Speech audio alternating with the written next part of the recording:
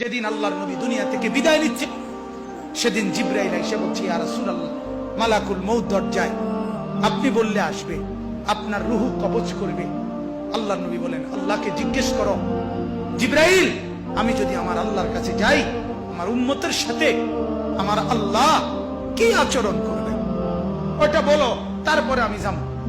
জিবরাইল গেলেন, আল্লাহর নবীকে আয়েশা শুনাইলেন, ও নবী, আল্লাহ তাআলা জানাইছেন আপনার অবর্তমানে আপনার উম্মত যখনই মাফ চাইবে আল্লাহ তাআলা আযাব দিবে না, সাথে সাথে মাফ করে দিবে।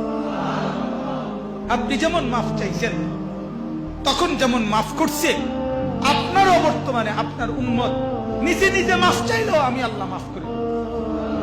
এতদিন তো কে মাফ চাইছে? নবী নিজে মাফ চাইছে।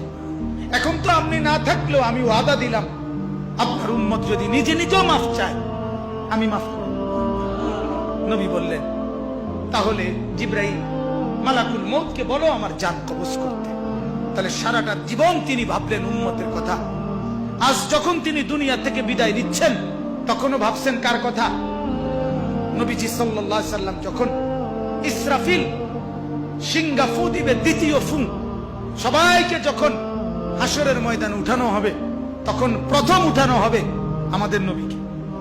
হাদিসে আছে, চার ফেরেশতা জিবরাইল, মিকাইল, ইসরাফিল, আজরাইল আসবেন নবীজির রওজা মুবারকে। এসে সবার পক্ষ থেকে জিবরাইল ডাক দিবে, ইয়া রাসূলুল্লাহ, হাসরের ময়দানে যাওয়ার জন্য আপনি কবর থেকে ওঠেন। হাদিসে আছে, আল্লাহর নবী সাল্লাল্লাহু আলাইহি সাল্লাম কবর থেকে চোখ মেলবেন, আর উঠে দাঁড়াইতেই কপালের বালু মুছতে মুছতে তাকাইয়েই বলবেন প্রথম কথা, জিবরাইল, তোমরা শুধু চারজন ফেরেশতাই আসলা আমাকে নেওয়ার জন্য, আমার উম্মত আসে নাই। আমার উম্মত কোথায়? আমার উম্মতের হালাত কি? আমার উম্মত কি আমার অবর্তমানে জাহান্নামে চলে গেল নাকি? জিবরাইল তখন বলবেন, হায় ইয়া রাসূলুল্লাহ, আজও ভুললেন না, আজও ভুললেন না, আজও সেই উম্মত উম্মত। যাওয়ার দিনও বললেন, দুনিয়ায় থাকতেও বললেন, আজও বললেন, আপনার উম্মতের এখনো উঠেই নাই, এখনো তো কবর থেকে কেউ তুলে নাই, আপনাকে তুলেই বাকিদেরকে উঠানো হবে। আল্লাহ নবী বললেন, তাইলে চলো, তাইলে ঠিক আছে, চলো হাসরের মাঠে।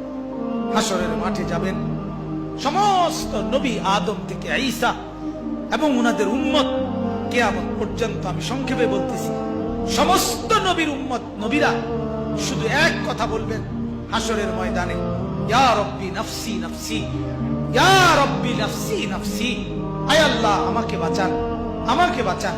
সমস্ত ফেরেশতারাও বলবে, আল্লাহ আমাকে বাঁচান। সমস্ত জিন বলবে, আল্লাহ আমাকে বাঁচান।